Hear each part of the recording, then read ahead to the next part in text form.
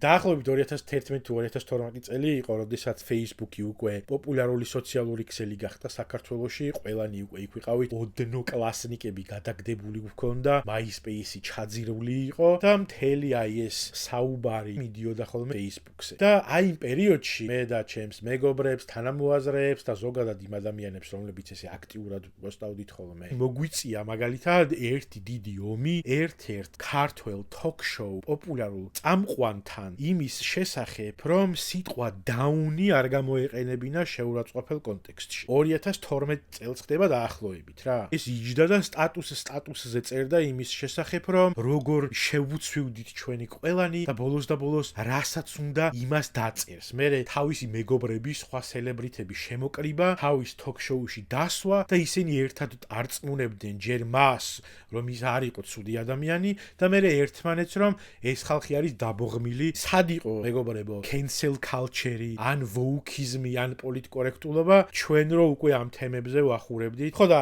ასეთ საზოგადოებებში ხანდახან საჭირო არის, რომ რაღაც გარკვეული სოციალური კამპანიები ან ტრენინგები ჩატარდეს ხოლმე და რაღაცა ერთმანეთს ვასწავლოთ, ან ვისწავლოთ. აი მე გეტყვით რა შეიძლება იყოს DEI grant-ი. რომელიღაცა მედია სპეციალისტს, რომელმაც უყურა ამ ხსენებულ talk-shows, ნახა თუ რა სტატუსებს წერდა ეს talk-show წამყვანი, მან გადაწყვიტა, რომ მოდი რაღაცა ტრენინგს ჩავატარებ, სადაც მედია პერსონებს ვასწავლი, როგორ მოიხსენიონ შეზღუდული შესაძლებლობის მქონე ადამიანები. არ უნდა გამოიყენონ სხვადასხვა ტერმინოლოგია შეურაცხყოფელ კონტექსტში და ასე შემდეგ. ამისთვის რა უნდა ექნა ეხა ამ მედია პერსონას, ამ პატიოს ან ადამიანს, რომელსაც ალბათ ჰესეუში ქონდა რამდენიმე ლექცია საათში 2 ლარ ნახევრად. მისული იყო USA-ში ან რომელიმე მსგავს ორგანიზაციაში და ეთხოვა გრანტი იმისთვის, რომ აი ეს იდიოტი წაეყვანა სადმე ტრენინგზე და მისთვის ესწავლებინა, როგორ უნდა მოიქცეს ნორმალურად. ოღონდ ეხა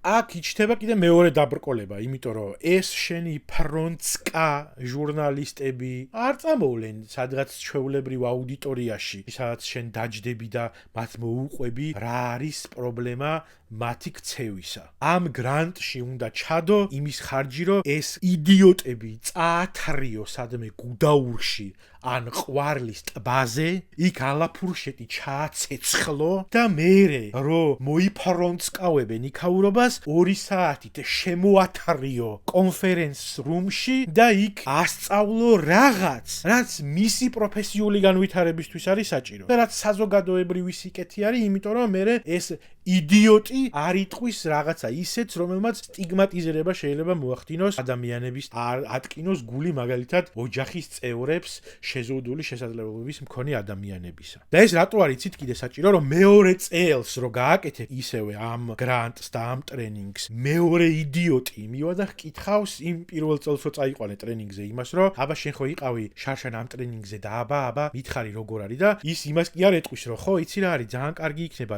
თუ წახვალ და გასწავლიან რაღაცას, მაგას კი არ ეტყვის.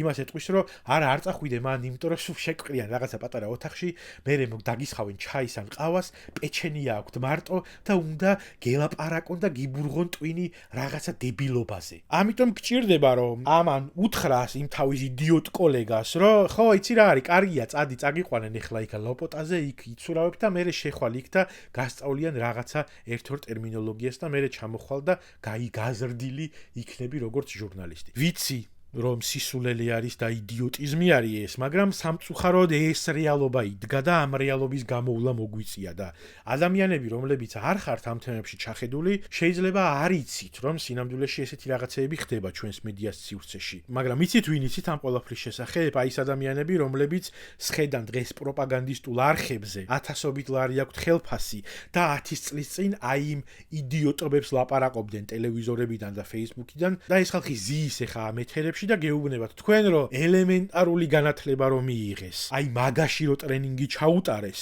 ეგ ყოფილა ცუდი და გლობალიზმის ზეიმი თუ რაღაცა.